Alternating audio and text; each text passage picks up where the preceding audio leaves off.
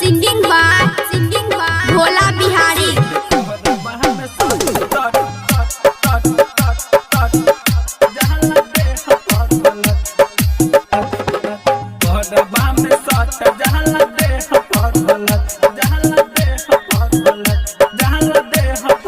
गह बना कर रह के लैले गह बना कर रह के लैले सैया यहला बत जाला देह पागलक सुते कोहरबा में सट जाला देह पागलक सुते कोहरबा में सट जाला देह पागलक गह बना कर रह के लैले गह बना कर रह के लैले सैया यहला बत जाला देह पागलक सुते कोहरबा में सट जाला देह पागलक सुते कोहरबा में सट जाला देह पागलक। मिक्स बाय माँ चंदिका रिकॉर्डिंग स्टूडियो सतीश नगर चौक असराहा।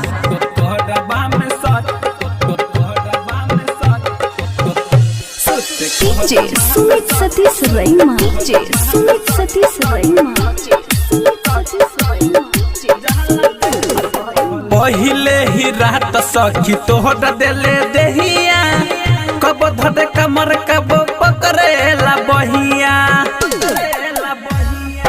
पहिले ही रात सखी तोहर देले देहिया कब धर कमर कब पकड़ेला बहिया दुख से कटहल रतिया दुख से कटहल रतिया कर झटपट जाला देह पागलक सुते कोहरबा में सट जाला देह पागलक सुते कोहरबा में सट जाला देह पागलक सखी। मिक्स बाय माँ चंदिका रिकॉर्डिंग स्टूडियो सतीश नगर चौक असराहा।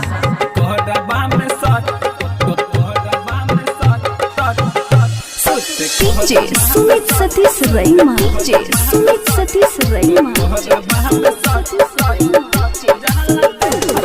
नैहरे में रहती सखी दुख नहीं पहीती भोला बिहारी संगे माजक उठती